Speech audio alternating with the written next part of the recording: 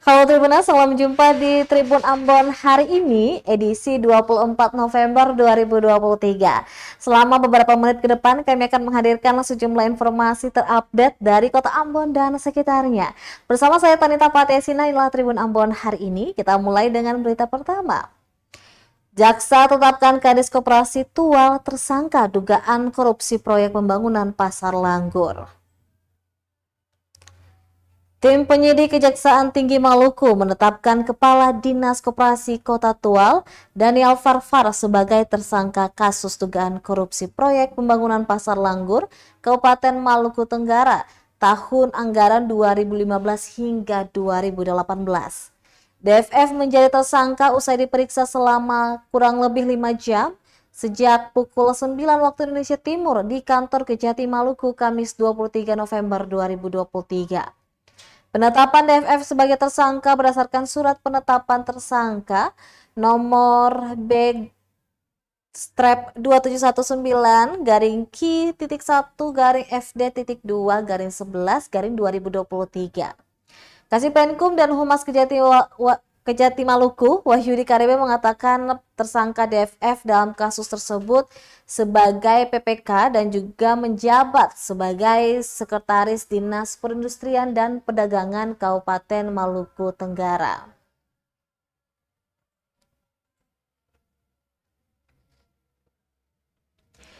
Lanjut dijelaskannya, proyek Pasar Langgur ini bersumber dari APBD Maluku Tenggara dan DAK tahun anggaran 2015 hingga 2018 dan kurang lebih dikerjakan selama 4 tahun.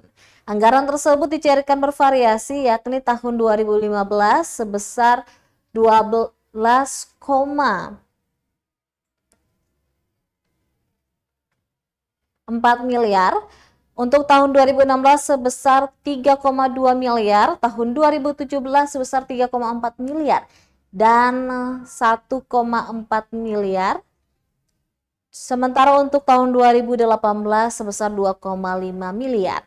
Diketahui seluruhnya sudah dicairkan 100% dan dikerjakan oleh PT Fajar Baru Gemilang. Namun ternyata proyek tersebut diduga dikerjakan tidak sesuai bestek dan ada indikasi markup sejumlah item kegiatan.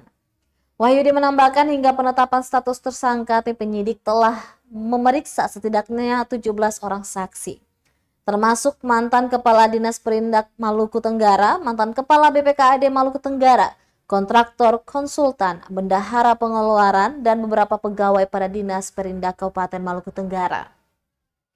Akibat perbuatan tersangka, negara mengalami kerugian berdasarkan perhitungan kerugian negara oleh Inspektorat Provinsi Maluku sebesar Rp2.582.762.109.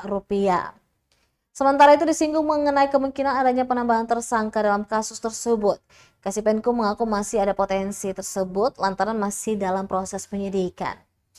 Oleh perbuatannya, tersangka DFF dijerat Undang-Undang Tindak Pidana Korupsi Primer Pasal 2 Ayat 1 junto Pasal 18 Ayat 1, 2, dan 3.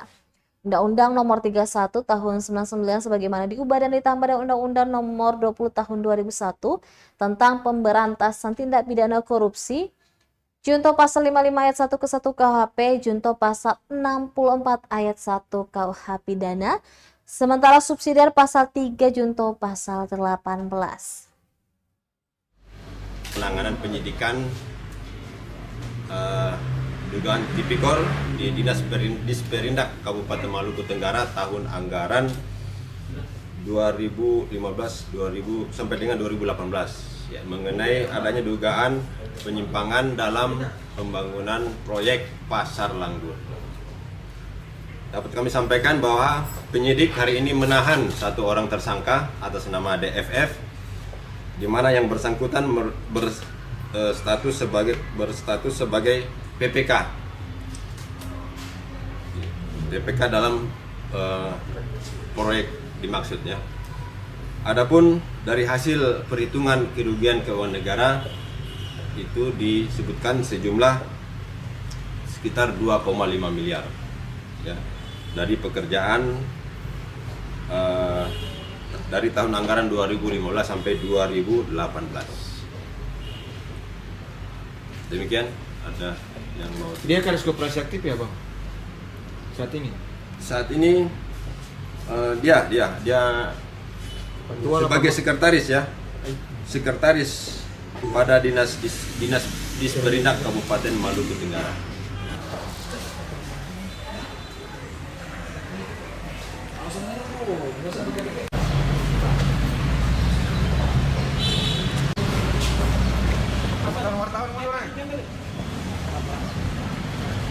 Kadis, selamat sore Pak Kadis.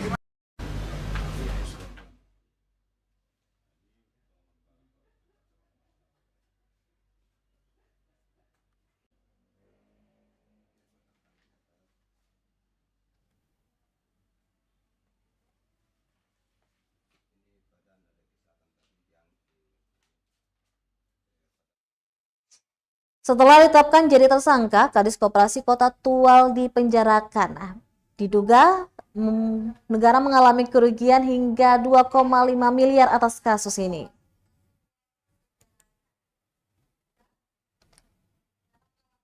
Kepala Dinas Koperasi Kota Tual Daniel Farfar ditahan tim penyidik Kejaksaan Tinggi Maluku di Rutan Kelas 2A Ambon, Kamis 23 November 2023. Penahanan DFF pasca ditetapkan sebagai tersangka kasus dugaan korupsi proyek pembangunan Pasar Langgur, Kabupaten Maluku Tenggara tahun anggaran 2015 hingga 2018 pada hari yang sama.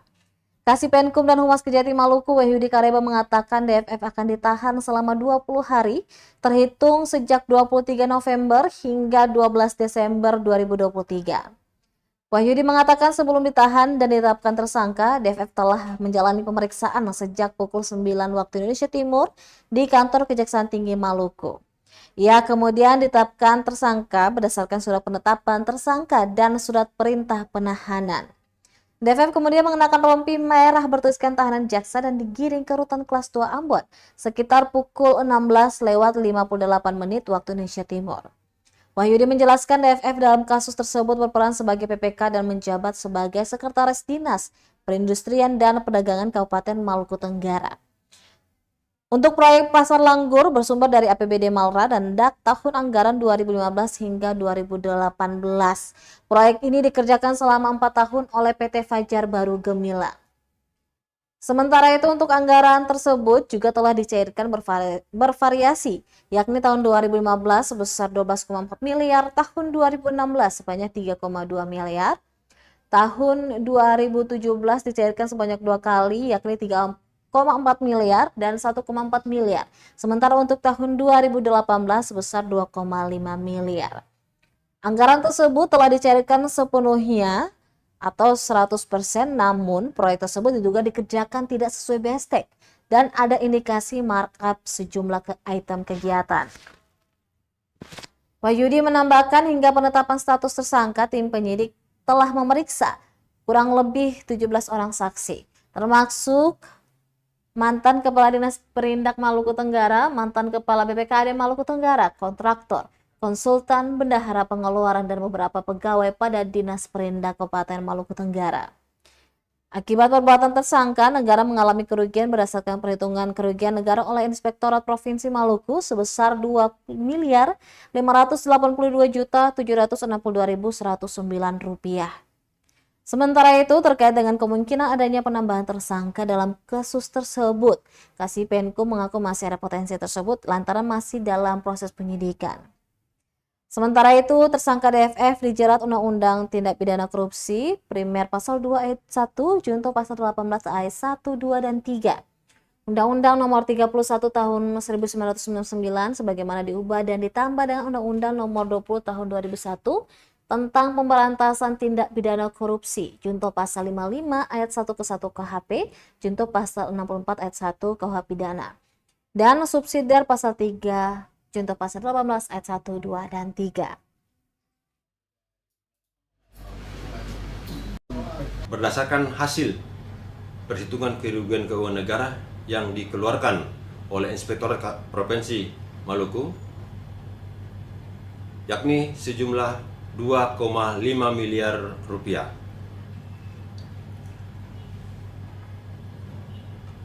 Dapat kami tegaskan juga bahwa tersangka pada saat kejadian sebagai Sekretaris Dinas Perindak Kabupaten Maluku Tenggara yang saat ini menjabat sebagai Kepala Dinas Koperasi Kota Tual. Tersangka ditahan di rutan kelas 2A Ambon selama 20 hari ke depan, terhitung mulai tanggal 23 November 2023 sampai dengan tanggal 12 Desember 2023. Demikian.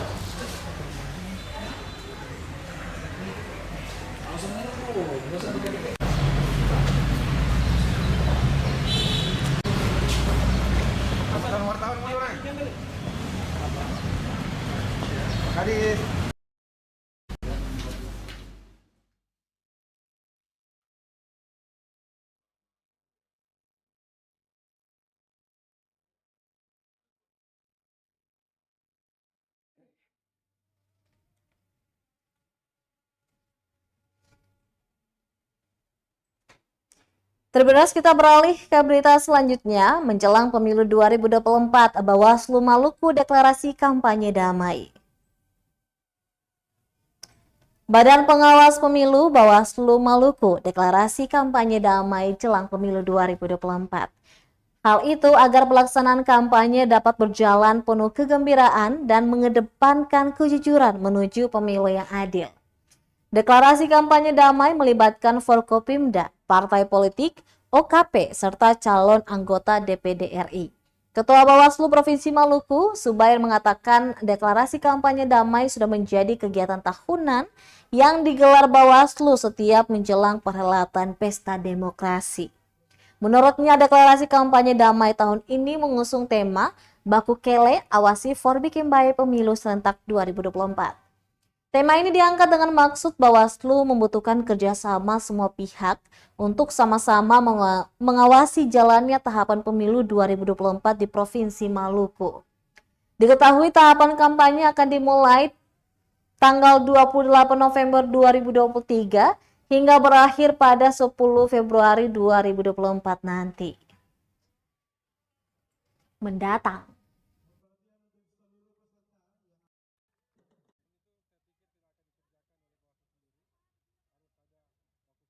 Targetan semua, mulai dari Forkopimda, kemudian peserta pemilu itu sendiri, tentu saja dukungan dari teman-teman media, karena seperti yang saya sampaikan di acara kemarin, media bukan hanya menyampaikan informasi tetapi juga melakukan edukasi politik dan terutama dari Provinsi Maluku atau yang mewakili Kabinda,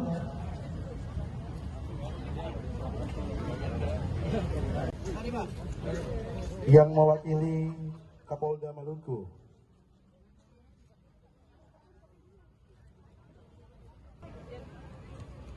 perhatian untuk seluruh peserta yang ada di area acara.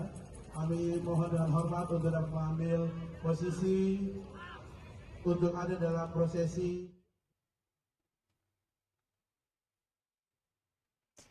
Isi kampanye, deklarasi kampanye damai di Provinsi Maluku, dilarang kampanye hitam hingga menghasut. Badan Pengawas Pemilu Bawaslu Maluku deklarasi kampanye damai menjelang pemilu 2024. Deklarasi kampanye damai melibatkan Forkopimda, partai politik, OKP, serta calon anggota DPD RI. Adapun 6 poin tersebut yakni: pertama, mewujudkan pemilu yang langsung, umum, bebas, rahasia, jujur, dan adil. Yang kedua, melaksanakan kampanye pemilu berdasarkan peraturan perundang-undangan. Ketiga, melaksanakan kampanye pemilu yang aman, tertib, damai, berintegritas, dan bebas dari politisasi. Untuk keempat, tidak mengikut sertakan pihak-pihak yang dilarang ikut berkampanye. Kelima, tidak akan melaksanakan kampanye hitam, menghasut, dan mengadu domba masyarakat. Keenam, menjaga persatuan dan kesatuan bangsa dengan tidak melakukan provokasi, intimidasi, pelecehan, dan pencemaran nama baik serta penghinaan antar sesama peserta pemilu. Sementara itu, Ketua Bawaslu Provinsi Maluku Subair mengatakan deklarasi kampanye damai ini sudah menjadi kegiatan tahunan yang digelar Bawaslu setiap menjelang perhelatan Pesta Demokrasi. Menurutnya, deklarasi kampanye damai tahun ini mengusung tema Baku Kele Awasi for Bikin Baik Pemilu Serentak 2024. Tema ini diangkat dengan maksud Bawaslu membutuhkan kerjasama semua pihak untuk mengawasi jalannya tahapan pemilu 2024 di Provinsi Maluku. Untuk diketahui, tahapan kampanye akan dimulai per 28 November 2023 hingga 10 Februari 2024 mendatang.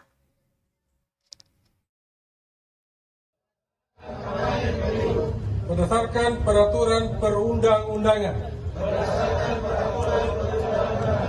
3. Melaksanakan kampanye pemilu yang aman. Tertib, damai, berintegritas, dan bebas dari politisasi sara.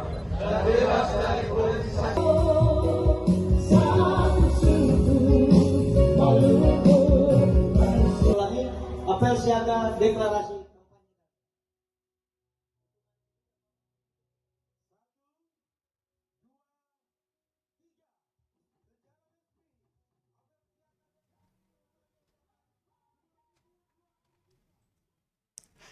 Tribuners, kita beralih ke berita selanjutnya. Dikukuhkan secara adat, Abraham Tonakota resmi menjadi Raja Negeri Hulaliu. Abraham Tonakota resmi menjadi Upupati Launusa atau Raja Negeri Hulaliu, Kabupaten Maluku Tengah, Kamis 23 November 2023. Prosesi pengukuhan secara adat berlangsung di Asari Launusa atau Baileo Negeri Hulaliu dan disaksikan langsung oleh para raja dari Silatupati dan Raja Hatuhaha. Turut hadir juga Ketua DPRD Provinsi Maluku Ben Hur Watubun, Wakil Ketua DPRD Provinsi Maluku Aziz Sangkala, Yopi Ishak, dan juga Kadisnaker Maluku Tengah Mesak Swakone, juga Ketua Komisi 1 DPRD Kota Ambon Jafri Taihutu.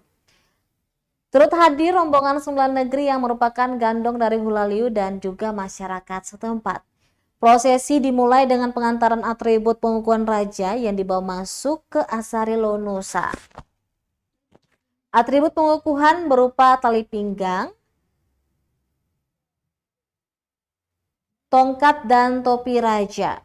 Dalam proses masuk ke Asari Launusa dipimpin oleh Yance Siahaya selaku tua adat. Setelah pengantaran atribut dilanjutkan dengan menjemput Abraham Tonakota dari rumah kediaman oleh para kepala soa, yakni Kepala Soa Taihutu, Kepala Soa Noya, dan Kepala Soa Siahaya. Prosesi ini diiringi tarian cakalele. Setibanya di dalam Asari Launusa, maka proses pengukuhan akan dimulai. Proses pengukuhan dimulai dengan pengangkatan sumpah oleh Abraham yang dipimpin oleh Yakobis Noya selaku Ketua Saniri Negeri. Selanjutnya pemberian dan pemasangan atribut pengukuhan kepada raja, di mana pemasangan topi raja oleh Kepala Soa Noya, Christian Noya. Selanjutnya pemberian ikat pinggang dari Kepala Soa Siahaya, Yopi Siahaya. Dan terakhir pemberian tongkat dari Kepala Soa Taihutu, Yohanis Taihutu kepada raja. Tak hanya raja yang dikukuhkan, sang istri Yohana Laisina juga dikukuhkan menjadi Ina Sourisa. Sementara itu, penjabat Bupati Maluku Tengah yang diwakili Kadisnaker Maluku Tengah Mesak Swakone mengatakan pengukuhan ini menjadi pelestarian. Wujud pelestarian tatanan adat dalam menghadirkan figur seorang pemimpin di negeri Hulaliu. Sekaligus mendudukan eksistensi negeri Hulaliu sebagai salah satu negeri adat di Kabupaten Maluku Tengah. Untuk itu dia berharap raja yang baru ini dapat terus menjaga warisan adat dalam pemerintahan lokal agar dapat berfungsi merawat identitas adat dan sosial budaya di negeri, serta melahirkan anak-anak negeri yang memahami dan juga menghargai sejarah asal-usul dan adat istiadat yang masih hidup dan diakui oleh negara.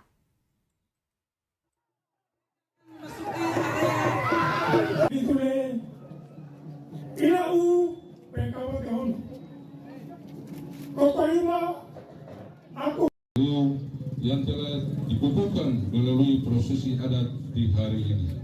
Selanjutnya, saya mengucapkan terima kasih membangun Maluku Tengah yang kita cintai.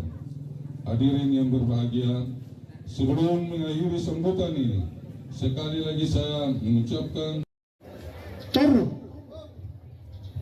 pamakiri na etan hena-hena lahahato. Toru eke nusa apono.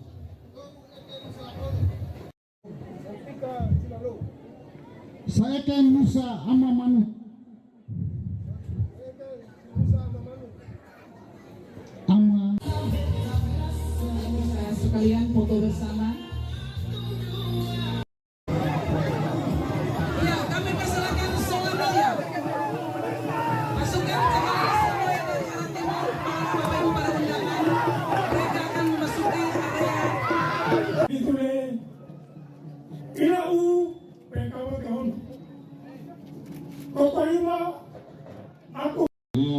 Yang telah dikukuhkan melalui prosesi adat di hari ini. Selanjutnya, saya mengucapkan terima kasih membangun Maluku Tengah yang kita cintai. Hadirin yang berbahagia, sebelum mengakhiri sambutan ini, sekali lagi saya mengucapkan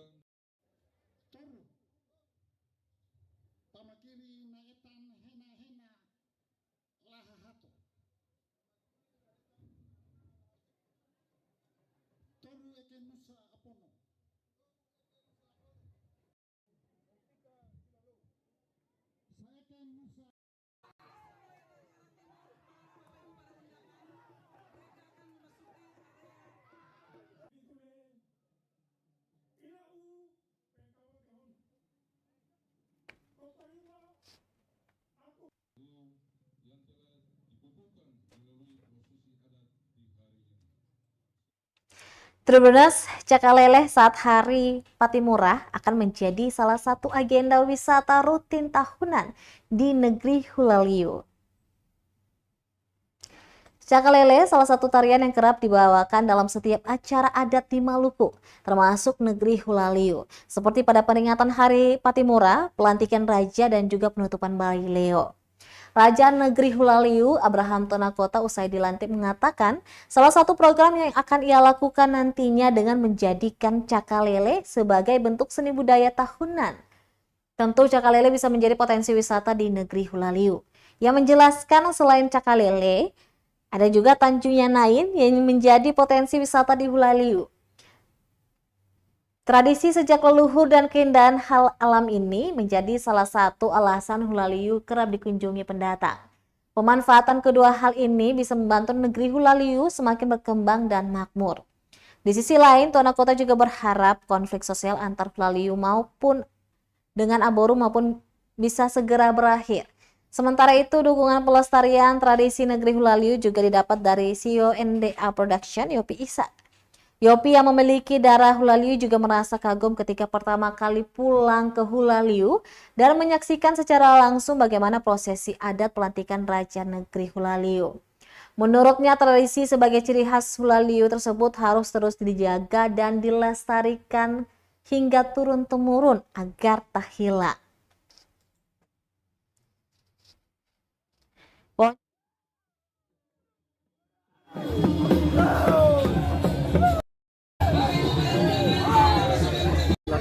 Yaitu yang pertama menjadikan Cakalele sebagai bentuk seni budaya yang setiap tahun rutin dilaksanakan dengan adanya momen 15 Mei dan acara-acara khusus seperti pelantikan raja, penutupan Bayi Leo.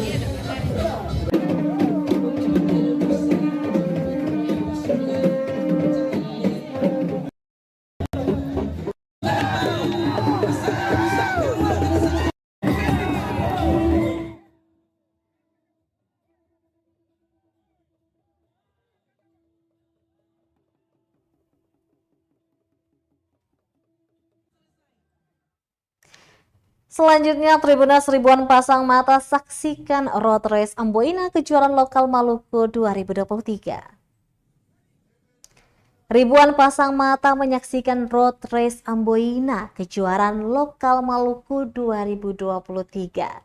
Balapan berlangsung di sirkuit non-permanen lingkar Stadion Mandala kawasan Karangpanjang, Kecamatan Sirimau, Kota Ambon, Jumat 24 November 2023. Pantauan tribunambon.com sekitar pukul 15 waktu Indonesia Timur terlihat ratusan warga mulai dari anak-anak, remaja hingga dewasa memadati pinggiran sirkuit. Penuh gembira mereka saling bersorak saat jagoan mereka memacu kuda besi di lintasan. Pasalnya banyak pembalap terkenal yang tampil dalam ajang balapan motor di kota bertajuk Manise ini, seperti Marsolandi, Ricardo Kasman, Helmi Keka, Ari Tuasikal, dan masih banyak lagi. Salah seorang pembalap cilik, Marciano Risakota, juga ikut berkompetisi. Total ada 92 pembalap dari 26 tim berbeda yang berasal dari berbagai daerah di Maluku. Salah seorang penonton, Lendiano Eluar, mengatakan balapan ini mendapat antusias tinggi dari penonton. Dia berharap ajang ini dapat meningkatkan semangat anak muda, terkhususnya dalam dunia olahraga balap motor. Sehingga melalui kompetisi ini dapat melahirkan pembalap-pembalap baru yang siap mengharumkan nama Maluku. Adapun balapan ini dikawal oleh 50 aparat Polresta Pulau Ambon dan Pulau-Pulau Lease di bawah pimpinan Kabak Ops Polresta Ambon, Kompol Sarifudin.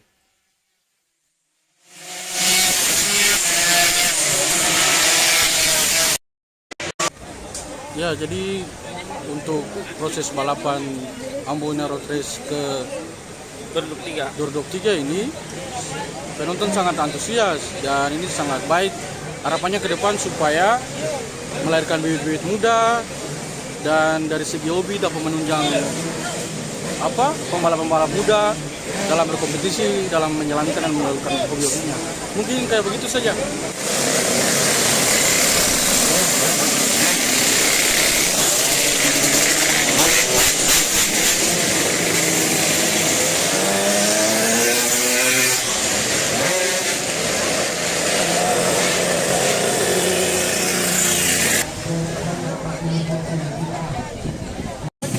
Yang baik, semua yang di tikungan.